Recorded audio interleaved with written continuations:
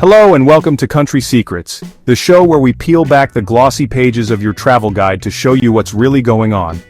We go beyond the tourist traps and postcard pictures to find the stories, the traditions, and the beautiful, baffling realities that most people never get to see. And today, we're diving headfirst into a place that is just wow. A country so full of wild contradictions, ancient customs, and unbelievable truths, it feels like it was written by a team of Hollywood screenwriters who were all given completely different scripts. I'm talking about the heart of Central America, a place where the past and present don't just coexist, they argue, they dance, they get weird. We're going to Honduras. Now, when you think of Honduras, you might think of beaches, maybe some ruins. But what if I told you about a place where it literally rains fish from the sky? Or where there's a sacred, powerful dance that men are forbidden to even attempt? What about a multi-million-dollar bridge, a marvel of modern engineering that stands proudly over absolutely nothing? It's a bridge to nowhere. This country is like a secret box, filled with puzzles and wonders, just waiting for someone to dare to open it. So buckle up, because this is not your average listicle. This is a journey into the heart of a nation that defies easy explanation. We're about to uncover things that will make you question what you thought you knew about the world, and maybe even reality itself.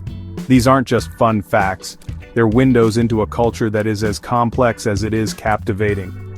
Here are 15 shocking, mind-bending, and totally bizarre facts about Honduras you'll never forget. Let's get into it. Alright, let's start with something fundamental, a name. You'd think a country's name is pretty solid, right? Like it's right there on the map. Well, not always. In the 1800s and early 1900s, Honduras went through what I can only describe as a national identity crisis. Imagine waking up one day and your country is called something else, and then the next week, it's back, but maybe spelled differently. The political scene was so chaotic, with borders shifting like sand dunes in a hurricane, that for a while, nobody was entirely sure what to call the place. The name Honduras itself means depths, supposedly from Columbus saying, "Thank God we have come out of those depths." But for a time, the country nearly fell into the depths of obscurity. This wasn't just some clerical error or a forgotten memo. It was a symptom of profound instability. Borders were suggestions, not facts. Political factions rose and fell, each with their own idea of what the nation should be, and sometimes what it should be called. It's a powerful reminder that the things we take for granted, like a name on a map, are often incredibly fragile, built on agreements that can collapse overnight. It makes you think, what is a country really? Is it the land, the people, or just the name everyone agrees to use this week? For Honduras, finding its footing started with simply holding on to its name. Okay, so from a name crisis we go to a weather forecast you will not hear anywhere else on Earth. Forget cats and dogs. In the department of Yoro, Honduras, it rains fish. Yes, you heard me correctly. Fish. Sardines, to be precise. This isn't a myth or a one-time freak event. It's an annual phenomenon called the Lluvia de Peces, or rain of fish, that has been happening for over a century. Sometime between May and July, a massive dark storm cloud rolls in, the heavens open up with torrential rain, thunder and lightning, and when it's all over, the ground is covered with hundreds of small silver fish, still alive and flopping. The locals see it as a miracle, a divine blessing. Scientists, of course, have tried to explain it. The leading theory is that strong winds or waterspouts suck the fish up from the Atlantic Ocean, over 200 kilometers away, and carry them inland before dumping them on Yoro. But honestly, does the explanation even matter when you're standing in a field picking up your dinner from the sky? The people of Yoro even have a festival to celebrate it. It's one of those things that just fundamentally breaks your brain. It's biblical, it's bizarre, and it's a Tuesday in Honduras. Now, this next one is going to sound scandalous, but stick with me, because the reality is far more complex and, in its own way, quite progressive.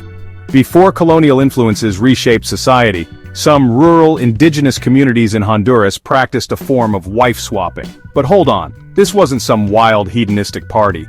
It was a deeply ingrained social custom, a structured and peaceful way to handle marital breakdowns. There were no messy divorces, no lawyers, no fighting over who gets the dog. It was a negotiation, a communal agreement. If a marriage wasn't working for whatever reason, the community would come together. It was a way to rearrange partnerships without shame or stigma, ensuring social harmony was maintained. It was seen as a practical solution to an emotional problem, a way for people to find happiness, and for the community to remain stable. While the practice has largely vanished due to modern laws and religious influence, its history offers a fascinating glimpse into a world with a completely different approach to relationships, one that prioritized community peace over individual conflict. It challenges our modern ideas of marriage and divorce in a really profound way. If you're a nervous flyer, you might want to cover your ears for this one. Let's talk about Tongkantin International Airport in Tegucigalpa. This isn't just an airport, it's a rite of passage for pilots and a white-knuckle experience for passengers. Consistently ranked as one of the most dangerous airports in the world, landing at Tongkantin is, to put it mildly, an adventure. The runway is incredibly short, nestled in a valley surrounded by mountains, and the final approach requires a sharp, last-minute turn that feels more like a stunt from a Mission Impossible movie than a commercial flight. Pilots need special training just to be certified to land here. They have to navigate the mountainous terrain and then execute a steep banking turn to line up with the runway, all while descending rapidly.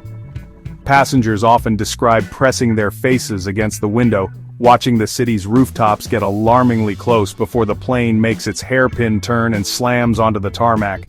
You can feel the pilots hitting the brakes hard, praying there's enough runway left. It's the kind of landing that makes even the most seasoned travelers break into a cold sweat. Taking off is just as dramatic. It's terrifying, it's exhilarating, and it's the welcome gate to the nation's capital.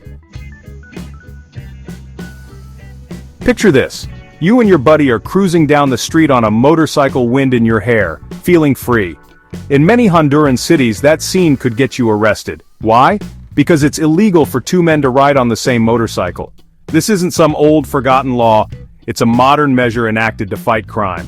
For years, hitmen working for gangs and cartels known as sicarios used this exact method for assassinations. One man would drive, and the passenger on the back would carry out the attack, allowing for a quick and chaotic getaway. It became a terrifying signature of organized crime, so in a desperate attempt to curb the violence, the government brought in the ban.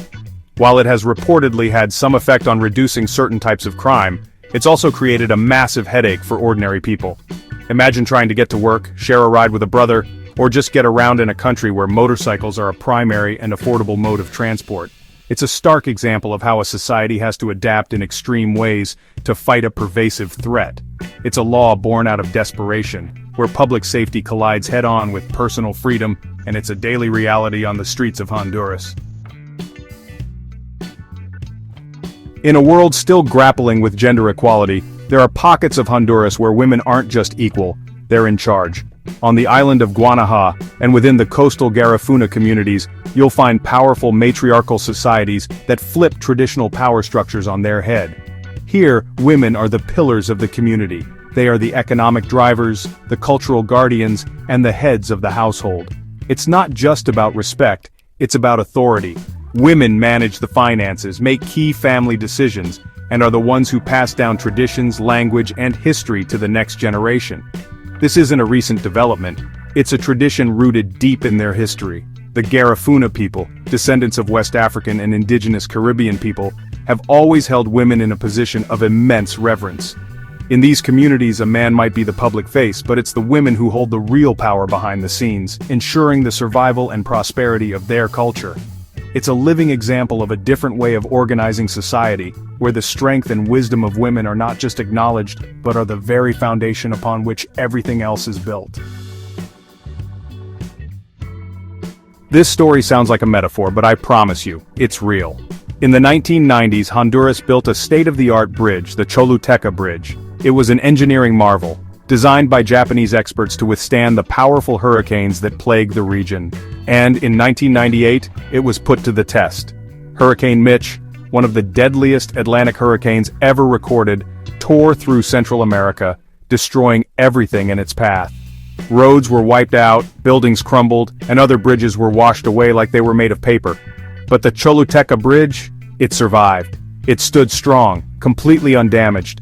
There was just one tiny problem. The sheer force of the hurricane's flooding was so immense that it carved a completely new path for the Choluteca River. The river literally moved. So now you have this magnificent hurricane-proof bridge standing proudly over dry land. The river flows peacefully beside it. It's a perfect bridge, connecting nothing to nothing, a monument to human ingenuity and a humbling reminder of the awesome, unpredictable power of nature. It's become known as the Bridge to Nowhere, a surreal and poignant symbol that teaches a powerful lesson. Sometimes you can have the perfect answer, but nature can change the question. When you're a guest in someone's home, you want to be polite.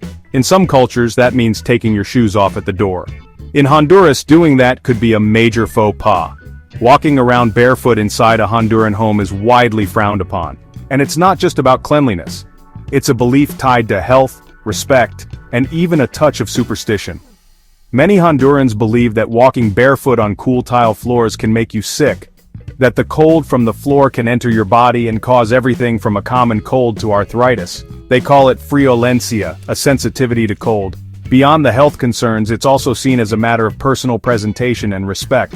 Showing up with dirty feet is one thing, but even with clean feet, being barefoot can be perceived as overly casual, almost sloppy, as if you don't care enough to put on proper footwear. It's so ingrained in the culture that it's common for hosts to offer guests a pair of slippers or chancletas upon arrival. So, a word to the wise traveler. If you're invited to a Honduran home, maybe pack a pair of slippers. It's a small gesture that shows a huge amount of cultural understanding. Honduras is a master of disguise. From the outside, it might seem like just another Central American country, but it holds an astonishing secret. It's like 5 different countries packed into one. Ecologically, Honduras is one of the most diverse nations on the planet for its size, boasting 5 distinct major environmental zones. This incredible variety is why it's sometimes called the Hidden Garden of Central America. You can start your day in the misty, high-altitude cloud forests, home to exotic birds like the resplendent quetzal, and by the afternoon, be in a completely different world. There are the sweltering, humid tropical rainforests of the Mosquito Coast, teeming with monkeys and jaguars. There are the dry, almost desert-like valleys where cacti and thorny shrubs dominate the landscape. You have the temperate mountain highlands with their cool pine forests, which feel more like Canada than the tropics. And of course you have the Caribbean coastal plains and islands with their mangroves, white sand beaches, and the world's second-largest barrier reef. Traveling through Honduras is like channel surfing through different nature documentaries, a constant and breathtaking shift in scenery, climate, and wildlife. If you think you're good with directions, try navigating a city in Honduras. Some of the older cities, like Tegucigalpa or Comayagua, have street layouts that seem intentionally designed to confuse you. It's not a neat grid system like in New York. It's a chaotic, organic maze of winding cobblestone streets, dead ends, and alleys that suddenly change names for no apparent reason. It's a place where Google Maps just throws its hands up and says, "Good luck, you're on your own now." Even locals can get turned around in their own neighborhoods. This isn't just poor urban planning, it's a living history lesson. These cities grew organically over centuries, with paths laid down by foot traffic and colonial-era needs, not by modern surveyors. Streets twist and turn to follow the contours of the hills they're built on. A street might be called one thing on one block and something completely different on the next. Directions are often given based on landmarks. Turn left at the big mango tree, go past the yellow house with the dog, and if you see the church, you've gone too far, rather than street names. It's a game of urban hide and seek, and getting lost is part of the authentic Honduran experience. The Bay Islands of Honduras, especially Roatán, are famous for their postcard-perfect beaches and turquoise waters. But beneath the surface lies the real treasure, the Mesoamerican Barrier Reef System, the second largest coral reef in the world. And in Honduras, this isn't just a tourist attraction, it's a sacred natural wonder that is protected with fierce passion. The #1 rule, repeated by every dive master, boat captain, and local on the island, is simple and absolute. You do not, under any circumstances, touch the reef. Not with your hands, not with your fins, not with anything. This rule is enforced with an almost religious zeal. The reef is the lifeblood of the islands, providing a home for countless marine species and supporting the entire local economy through tourism and fishing. Touching the coral can kill it, and even the slightest damage can take decades to recover. The local community has created a powerful culture of conservation. You'll see divers suspended motionless in the water, fins pointed up, just to avoid accidentally kicking a piece of coral. It's a beautiful display of respect, a collective agreement to protect a fragile paradise. To them, touching the reef is like walking into the Sistine Chapel and drawing on the ceiling. You just don't do it. If you're thirsty in Honduras and ask for some water, don't be surprised if you're handed what looks like a tiny water balloon. In many parts of the country, especially from street vendors, purified water isn't sold in bottles. It's sold in small, sealed plastic bags called bolsas con agua. It's incredibly common, cheap, and a bit of a challenge for first-timers. The technique is to bite off a small corner of the bag and then squeeze the water directly into your mouth. It's a skill that every Honduran child masters early on. For foreigners, the first attempt often ends in disaster. Bite too big a hole and you've got a shower, not a drink. Squeeze too hard and the bag might just explode. It's a comical and humbling experience. But beyond the novelty, it's a brilliant, low-cost solution for providing clean drinking water in places where bottling infrastructure might be expensive or impractical. It reduces plastic waste compared to bulky bottles and makes hydration accessible to everyone. It's a simple, ingenious piece of everyday Honduran culture that shows how necessity truly is the mother of invention. In the rich cultural tapestry of the Garifuna people, there is a dance so sacred, so spiritually charged, that it is strictly forbidden for men to perform it. It's called the Hunguhungu. This is not just a dance, it is a ritual, a form of communication with the ancestors, and a deeply emotional expression of their history and identity. The dance is slow, circular, and incredibly graceful, performed by women to the rhythm of drums and call and response singing.